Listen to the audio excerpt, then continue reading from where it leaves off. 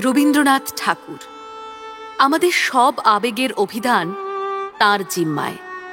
আমাদের এবারের নিবেদন তার লেখা সমাপ্তি গল্পটি। গল্পটি সেকালের প্রেক্ষাপটে রচিত, অথচ এর আবেদন আজও অমলিন। সমস্ত শ্রোতাদের কথা মাথায় রেখে গল্পের ভাষা আমরা কিছুটা সহজ করে নিয়েছি। অডিও পরিবেশনার সুবিধার্থে সামান্য কিছু পরিবর্তনও করা হয়েছে।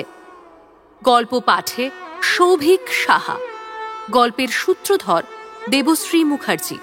শুরু হচ্ছে রবীন্দ্রনাথ ঠাকুরের গল্প সমাপ্তি। অপূর্ব কৃষ্ণ বিএ পাশ করে কলকাতা থেকে দেশে ফিরে আসছে। নদীটি ছোট, বর্ষা শেষে প্রায় শুকিয়ে যায়। এখন শ্রাবণের শেষে জলে ভরে ওঠে, গ্রামের বেড়া আর বাঁশঝাড়ের নিচটা ছুঁয়ে ফেলেছে। অনেকদিন ঘন বর্ষার পরে আজ মেঘমুক্ত পরিষ্কার আকাশের রোদ দেখা দিয়েছে। নৌকো ঘাটে এসে লাগলো। নদীর তীর থেকে অপূর্বদের বাড়ির পাকা ছাদ গাছের ফাঁক দিয়ে দেখা যাচ্ছে। অপূর্বর আসবার কথা বাড়ির কেউ জানত না, সেজন্যে ঘাটে লোক আসেনি। মাঝি ব্যাগ নিতে গেলে অপূর্ব তাকে বারণ করে নিজেই ব্যাগ হাতে নিয়ে আনন্দ করে তাড়াতাড়ি নেমে পড়ল। তীরে ছিল পেছল। নামার সঙ্গে সঙ্গে ব্যাগ শুদ্ধ অপূর্ব কাদায় পড়ে গেল। অমনি কোত্থেকে একটি খুব মিষ্টি গলার হাসি উচ্ছ্বসিত হয়ে আশপাশের অশ্বত্থ গাছের পাখিগুলোকে সচকিত করে দিল।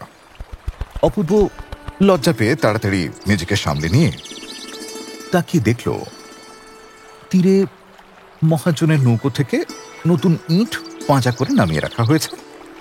তারই উপর বসে একটি মেয়ে হাসতে হাসতে এখনই চৌচির হয়ে যাবে এমনই মনে হচ্ছে। অপূর্ব চিনতে পারল তাদেরই নতুন প্রতিবেশিনীর মেয়ে মৃন্ময়ী। দূরে বড় নদীর ধারে এদের বাড়ি ছিল। নদীর ভাঙনে দেশ ছেড়ে বছর 2-3 হলো এই গ্রামে এসে বাস করছে। মেয়েটির অখ্যাতির কথা অনেক শুনতে পাওয়া যায়। পুরুষ গ্রামবাসীরা স্নেহ করে পাগলি বলে, কিন্তু গ্রামের বউরা এর উচ্ছৃঙ্খল স্বভাবের জন্য সব সময় আতঙ্কিত হয়ে থাকে। তার বাবা তাকে ভালোবাসে। প্রবাসী স্বামীর কথা মনে করে মৃন্ময়ীর মা মেয়েকে কিছুতেই কাঁদাতে পারতেন না। মৃন্ময়ী দেখতে শ্যামবর্ণ, ছোট কোঁকড়া চুল পিঠ পর্যন্ত পড়েছে, বড় বড় দুটি কালো চোখে না আছে লজ্জা, না আছে ভয়। শরীর লম্বা, পরিপুষ্ট, সুস্থ সবল, কিন্তু তার বয়স বেশি না কম সে প্রশ্ন কারো মনে আসে না। আমাদের অপূর্ব এর আগে ছুটিতে বাড়ি এসে এই মেয়েটিকে 2-4 বার দেখেছে। অবকাশে, এমনকি কাজের সময়ও তার সম্বন্ধে চিন্তা করেছে।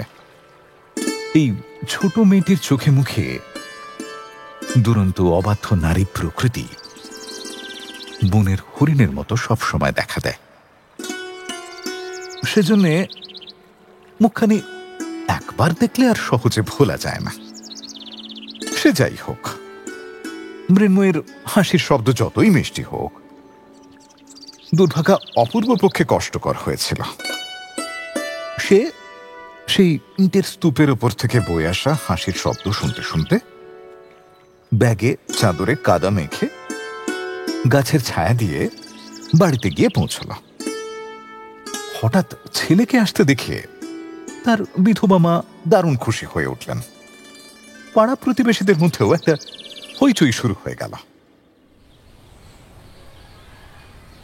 খাওয়া শেষ হলে অপূর্বর মা বিয়ের কথা তুললেন। অপূর্ব তৈরি ছিল, এ প্রস্তাব অনেক আগেই এসেছিল, কিন্তু সে জেদ করে বসেছিল যে বিয়ে পাশ না করে বিয়ে করবে না। মা এতদিন সেজন্য অপেক্ষা করেছিলেন।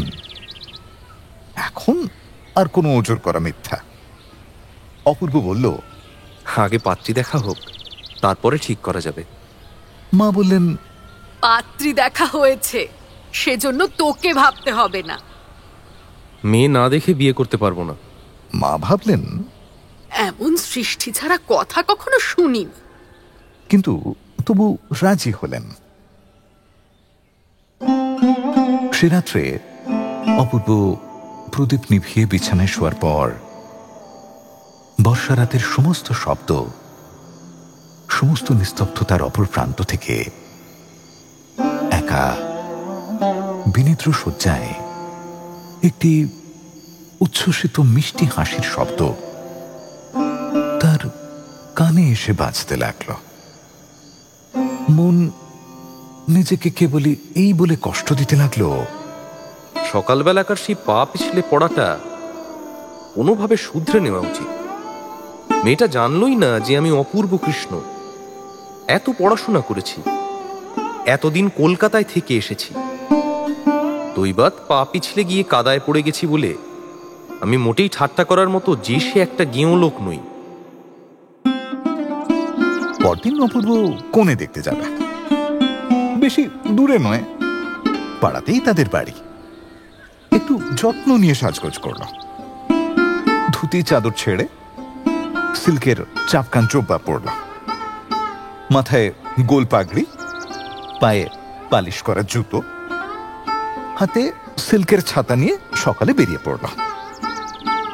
সম্ভাব্য শ্বশুর বাড়িতে পা দিতেই সমারোহ সমাদরের ঘটা পড়ে গেল।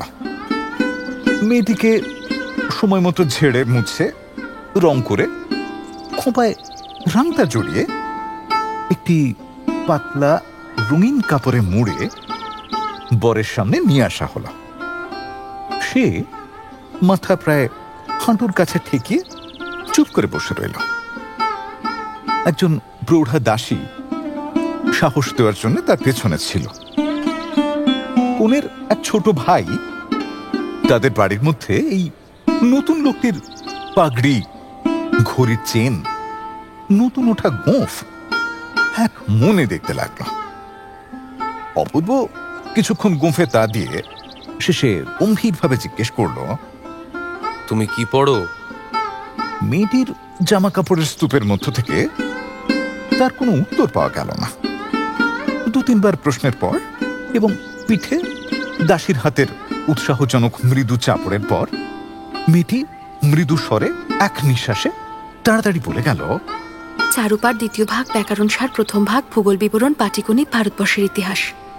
এমন সময় বাইরে একটা প্রচন্ড ধূপধাপ শব্দ শোনা গেল। মুহূর্তের মধ্যে দৌড়ে হাঁপিয়ে পিঠের চুল দুলিয়ে মৃন্ময়ী ঘরের ভেতরে এসে ঢুকল। অপূর্বর দিকে একবারও না তাকিয়ে একেবারে কনের ভাই রাখালের হাত ধরে টানাটানি আরম্ভ করে দিল। রাখাল কিছুতেই উঠতে চায় না।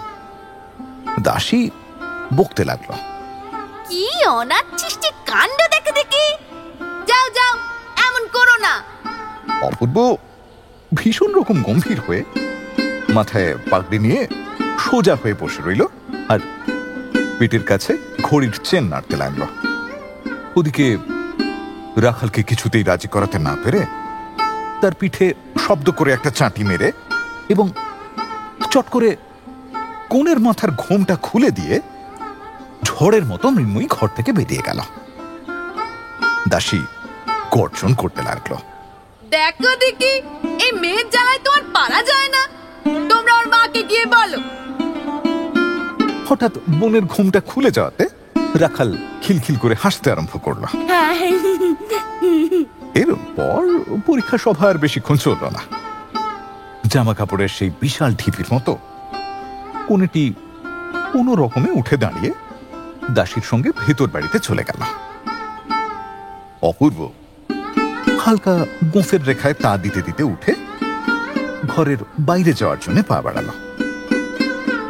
দরজার কাছে গিয়ে দেখে তার পালিশ করা নতুন জুতো জোড়া সেখানে নেই। বাড়ির লোক ভীষণ বিব্রত হয়ে উঠল। অনেক খোঁজ করে শেষে বাড়ির কর্তার পুরনো একটা ছেঁড়া ঢিলে চটি পরে প্যান্টালুন, চাপকান, পাগড়ি সমেত অপূর্ব গ্রামের কাদা মাখা পথ দিয়ে পা টিপে টিপে চলতে লাগলো। পুকুরের ধারে নির্জন পথের পাশে আবার হঠাৎ সেই জোর হাসির শব্দ তাকে অবাক করে দিল। অপূর্ব অপ্রস্তুতভাবে থমকে দাঁড়িয়ে চারপাশে তাকাচ্ছে। এমন সময়ে ঘন বনের মধ্যে থেকে বেরিয়ে এসে মৃন্ময়ী নির্লজ্জভাবে তার সামনে নতুন জুতো জোড়াটা রেখেই পালাতে গেল। অপূর্ব তাড়াতাড়ি তার দুহাত ধরে ফেলে তাকে বন্দি করে ফেলল। মৃন্ময়ী এঁকে বেঁকে হাত ছাড়িয়ে পালাবার চেষ্টা করতে লাগলো, কিন্তু পারল না। তার কোঁকড়া চুলে ঘেরা দুষ্টু মুখের ওপর গাছের ডালপালার মধ্য দিয়ে সূর্যের আলো এসে পড়ল। অপূর্ব গভীর চোখে মৃন্ময়ের সেই উঁচু করা মুখের উপর তরল বিদ্যুতের মতো দুটি চোখের মধ্যে তাকিয়ে দেখল। ধীরে ধীরে মুঠি আলগা করে কি যেন একটা কাজ অসম্পূর্ণ রেখে তাকে ছেড়ে দিল। অপূর্ব যদি রাগ করে মৃন্ময়ীকে ধরে মারত তাহলে সে কিছুই আশ্চর্য হতো না, কিন্তু নির্জন পথের মাঝখানে এমন অপরূপ নীরব শাস্তির কোনো অর্থ সে বুঝতে পারল না। প্রকৃতির নূপুরের শব্দের মতো সেই হাসির শব্দ সমস্ত আকাশ জুড়ে বাজতে লাগল। কি যেন চিন্তা করতে করতে অপূর্ব খুব ধীরে ধীরে বাড়িতে এসে পৌঁছল। সমস্ত দিন নানা ছুতো করে অপূর্ব মায়ের সঙ্গে দেখা করতে গেল না। বাইরে নেমন্তন্ন ছিল, খেয়ে এলো। সন্ধ্যের সময় ভেতর বাড়িতে যেতে মা জিজ্ঞেস করলেন, কেমন রে অপু, মেয়ে কেমন দেখলি? পছন্দ হয়েছে তো? অপূর্ব একটু অপ্রস্তুত ভাবে বলল, মেয়ে দেখেছি মা, ওর মধ্যে একটিকে আমার পছন্দ হয়েছে। তুই আবার কটা মেয়ে দেখলি? অনেকক্ষণ কিন্তু কিন্তু করে শেষে অপূর্ব জানালো যে তাদের প্রতিবেশিনী শরতের মেয়ে মৃন্ময়ীকে তার পছন্দ হয়েছে। মা ভাবলেন, এত লেখাপড়া শিখে শেষে এমন পছন্দ? প্রথমে অপূর্বর অনেকটা লজ্জা ছিল, কিন্তু মা যখন এত প্রবল আপত্তি করতে লাগলেন তখন তার সে লজ্জা ভেঙে গেল। রুখের মাথায় বলে বসল, মৃন্ময়ীকে ছাড়া আর কাউকে বিয়ে করব না। কাঠের পুতুলের মতো অন্য মেয়েটিকে যতই সে কল্পনা করতে লাগলো ততই বিয়ে সম্বন্ধে তার ভয়ঙ্কর বিতৃষ্ণা হতে লাগলো। 2-3 দিন মা ছেলে দুজনের মধ্যে নানান মান অভিমানের পর অপূর্বরই জিত হল। মা মনকে বোঝালেন যে মৃন্ময়ী ছেলে মানুষ, ওর মা হয়তো ঠিক মতো শেখাতে পারেনি। বিয়ের পর আমার হাতে পড়লে স্বভাব ঠিক বদলাবে।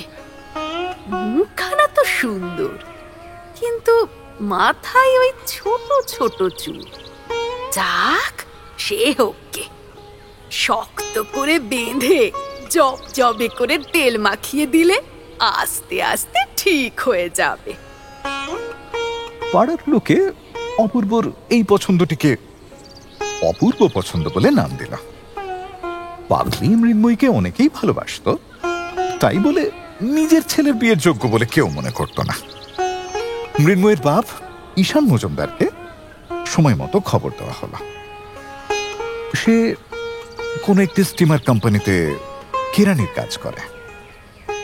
দূরে নদীর ধারে একটি ছোট স্টেশনে ছোট একটি টিনের ছাদওয়ালা ঘরে মাল ওঠানো নামানো আর টিকিট বিক্রির কাজ।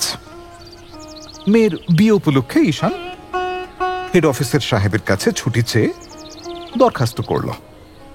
সাহেব বিষয়টাকে তুচ্ছ মনে করে ছুটি নামঞ্জুর করে দিলেন। তখন পুজোর সময় 1 সপ্তাহ ছুটি পাওয়ার সম্ভাবনা, সে কথা জানিয়ে ততদিন পর্যন্ত বিয়ে স্থগিত রাখবার জন্য সে দেশে চিঠি লিখে দিল। কিন্তু অপূর্বর মা বললেন, এই মাসে দিন ভালো আছে, আর দেরি করতে পারবো না। দুদিকেই প্রার্থনা অগ্রাহ্য হয়ে গেল। মনের দুঃখ মনেই চেপে রেখে ঈশান আর কোনো আপত্তি না করে সেই আগের মতো মা আলোচনার টিকিট বিক্রি করতে লাগল।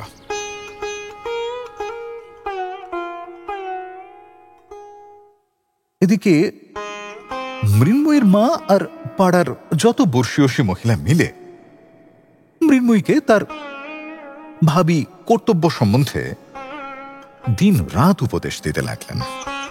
খেলাধুলো, তাড়াহুড়ো করে চলাফেরা, জোরে জোরে হাসি, ছেলেদের সঙ্গে কথা বলা, এমনকি খিদে অনুযায়ী খাওয়া, সবই নিষেধের পর্যায়ে ফেলে দিয়ে বিয়েটাকে তার কাছে একটা বিভীষিকার মতো করে তুললেন। সে দুষ্ট পনি ঘোড়ার মতো ঘাট বেঁকিয়ে পিছু হটে বলে বসল, আমি বিয়ে করব না। কিন্তু বিয়ে তবু করতেই হলো। এক রাত্রের মধ্যে মৃন্ময়ের সমস্ত পৃথিবী অপূর্বর মার অন্তঃপুরের ভেতরে এসে বন্ধ হয়ে গেল। শাশুড়ি ভীষণ কঠিন মুখ করে বললেন, দেখো বাছা, তুমি আর কচি খুকি নও, আমাদের ঘরে এমন বেহায়াপনা করলে চলবে না। শাশুড়ি যেভাবে বললেন মৃন্ময়ী কথাটা সেভাবে নিল না। সে ভাবল এ ঘরে যদি না চলে তবে বুঝি অন্য কোথাও যেতে হবে। দুপুরবেলা তাকে আর দেখতে পাওয়া গেল না। কোথায় গেল খোঁজ পড়ে গেল। শেষে বিশ্বাসঘাতক রাখাল তার গোপন জায়গা থেকে তাকে ধরিয়ে দিল। সে বটতলায় রাধাকান্ত ঠাকুরের পরিত্যক্ত ভাঙা রথের মধ্যে গিয়ে বসেছিল। শাশুড়ি, মা এবং পাড়ার সমস্ত শুভাকাঙ্ক্ষীরা মিলে যেমন বকাবকি করলেন সহজেই কল্পনা করা যায়। রাত্রে ঘন মেঘ করে ঝুপঝুপ শব্দে বৃষ্টি আরম্ভ হল। অপূর্ব বিছানার মধ্যে খুব ধীরে ধীরে মৃন্ময়ের একটুখানি কাছে এগিয়ে এসে তার কানে কানে বলল, মৃন্ময়ী, তুমি আমাকে ভালোবাসো না? মৃন্ময়ী বলে উঠল, না, আমি তোমাকে কখনোই ভালোবাসবো না। তার যত রাগ, যত শাস্তি সমস্তই অপূর্বর মাথার উপর এসে পড়ল। অপূর্ব বিরক্ত হয়ে বলল, কেন? আমি তোমার কাছে কি দোষ করেছি? তুমি আমাকে বিয়ে করলে কেন? এই অপরাধের ঠিক মতো কৈফিয়ত দেওয়া শক্ত। অপূর্ব মনে মনে বলল, যেমন করে হোক একে আমি বশ করবই। পরদিন শাশুড়ি মৃন্ময়ের বিদ্রোহী হাবভাবের লক্ষণ দেখে তাকে ঘরের দরজা বন্ধ করে রেখে দিলেন। সে নতুন খাঁচাবন্দি পাখির মতো প্রথমটায় অনেকক্ষণ ঘরের মধ্যে ধরফর করে বেড়াতে লাগল। শেষে কোথাও পালাবার পথ না পেয়ে রাগে বিছানার চাদরখানা দাঁত দিয়ে ছেড়ে কুটি কুটি করে ফেলল। মাটির উপর উপুড় হয়ে পড়ে মনে মনে বাবাকে ডাকতে ডাকতে কাঁদতে লাগল।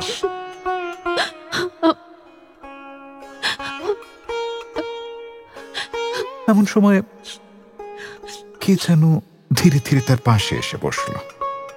মাটিতে লুটিয়ে পড়া চুলগুলো গালের উপর থেকে সরিয়ে দেওয়ার চেষ্টা করল। মৃন্ময়ী জোরে মাথা নেড়ে হাত সরিয়ে দিল।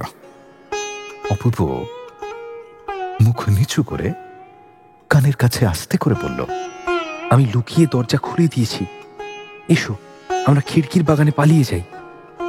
মৃন্ময়ী জোরে মাথা নেড়ে কেঁদে বলল। না। অপূর্ব তার চিবুক ধরে মুখ তুলে দেওয়ার চেষ্টা করে বলল, একবার দেখো কে এসেছে। রাখাল মাটির উপর পড়ে থাকা মৃন্ময়ের দিকে তাকিয়ে অবাক হয়ে দরজার কাছে দাঁড়িয়েছিল। মৃন্ময়ী মুখ না তুলে অপূর্বর হাত ঠেলে দিল। অপূর্ব বলল, রাখাল তোমার সঙ্গে খেলা করতে এসেছে, খেলতে যাবে? সে বিরক্তিমাখা স্বরে বলল, না। রাখাল বেগতিক বুঝে কোন রকমে ঘর থেকে পালিয়ে হাঁপ ছেড়ে বাঁচল। অপূর্ব চুপ করে বসে রইল। মৃন্ময়ী কাঁদতে কাঁদতে ক্লান্ত হয়ে ঘুমিয়ে পড়ল। তখন অপূর্ব পা টিপে টিপে বেরিয়ে দরজায় শেকল দিয়ে চলে গেল। পরের দিন মৃন্ময়ী বাবার কাছ থেকে চিঠি পেল। মৃন্ময়ের বিয়ের সময় থাকতে পারেননি বলে দুঃখ করে নতুন বরকনেকে আশীর্বাদ পাঠিয়েছেন। মৃন্ময়ী শাশুড়িকে গিয়ে বলল, আমি বাবার কাছে যাব। শাশুড়ি হঠাৎ এই অসম্ভব কথায় তাকে বকে উঠলেন। কোথায় ওর বাপ থাকে তার ঠিকানা নেই, বলে বাবার কাছে যাব। যত অনাসৃষ্টি আবদার। মৃন্ময়ী উত্তর না করে চলে গেল। নিজের ঘরে গিয়ে দরজা বন্ধ করে দিয়ে নিতান্ত হতাশ লোককে যেমন করে দেবতার কাছে প্রার্থনা করে তেমনি করে বলতে লাগলো, বাবা, আমাকে তুমি নিয়ে যাও। এখানে আমার কেউ নেই। এখানে থাকলে আমি যে বাঁচবো না। তার বিশ্বাস ছিল যে রাস্তা দিয়ে ডাকের চিঠি নিয়ে রানাররা যায় সে রাস্তা দিয়ে পৃথিবীর সমস্ত ঠিকানায় যাওয়া যায়। মৃন্ময়ী সেই ডাকের রাস্তা ধরে চলতে লাগলো। চলতে চলতে শরীর ক্লান্ত হয়ে এলো। রাতও প্রায় শেষ। বনের মধ্যে যখন উসফুস করে দুটো একটা পাখি ডাকতে শুরু করতে গিয়েও সময় বুঝতে না পেরে এদিক ওদিক করছে, তখন নদীর ধারে একটা বড় বাজারের মতো জায়গায় এসে পৌঁছল। এরপর কোন দিকে যেতে হবে বলে ভাবছে, এমন সময় চিঠির থলে কাঁধে ঊর্ধ্বশ্বাসে রানার এসে উপস্থিত হল। মৃন্ময়ী তাড়াতাড়ি তার কাছে গিয়ে ক্লান্ত স্বরে বলল, কুশিগঞ্জে আমার বাবার কাছে যাব। আমাকে তুমি সঙ্গে নিয়ে চলো না। সে বলল, কুশিগঞ্জ কোথায় আমি জানি না। দেখতে দেখতে হাট বাজার সজাগ হয়ে উঠল। মৃন্ময়ী ঘাটে নেমে একজন মাঝিকে ডেকে বলল, মাঝি, আমাকে কুশিগঞ্জে নিয়ে যাবে? মাঝি তার উত্তর দেওয়ার আগেই পাশের নৌকো থেকে কে যেন বলে উঠল, আরে কে? মিনুমা, তুমি এখানে কোথা থেকে? মৃন্ময়ী প্রচন্ড খুশি হয়ে বলে উঠল, বনমালী, আমি কুশিগঞ্জে বাবার কাছে যাব। আমাকে তোর নৌকায় নিয়ে চল। বনমালী তাদের গ্রামের মাঝি। সে এই উশৃঙ্খল প্রকৃতির মেয়েটিকে ভালোভাবে চিনত। সে বলল, বাবার কাছে যাবে? সে তো বেশ কথা। চলো, আমি তোমাকে নিয়ে যাচ্ছি, চলো। মৃন্ময়ী নৌকোয় উঠল। মাঝি নৌকো ছেড়ে দিল। মেঘ করে মুষলধারে বৃষ্টি আরম্ভ হল। ভাদ্র মাসের ফুলে ওঠা নদী ভরা নদীর স্রোতে নৌকো দুলতে লাগল। মৃন্ময়ীর সমস্ত শরীর ঘুমে আচ্ছন্ন হয়ে এল। আঁচল পেতে সে নৌকোর মধ্যে শুয়ে পড়ল। দেখতে দেখতে নদীর দোলায় প্রকৃতির স্নেহপালিত শান্ত শিশুটির মতো অকাতরে ঘুমোতে লাগল।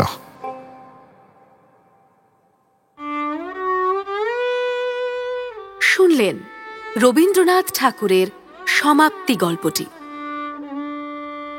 অপূর্ব ও রানারের চরিত্রে অনুজয় চট্টোপাধ্যায়, মৃন্ময়ী, কোণে, দাসী, অপূর্বর বোন ও মায়ের চরিত্রে দেবশ্রী মুখার্জি, শব্দগ্রহণ সুরজিৎ গাঙ্গুলি, আবহ ও শব্দ নিয়ন্ত্রণ অরিজিৎ পাল, পোস্টার ডিজাইন চয়ন মণ্ডল, বনমালী ঈশান অপূর্বর ভগ্নিপতির চরিত্রে গল্প পাঠে ও পরিচালনায় সৌভিক সাহা। এমন আরও অনেক গল্পের জন্য সঙ্গে থাকুন ক্লিক অ্যাপের।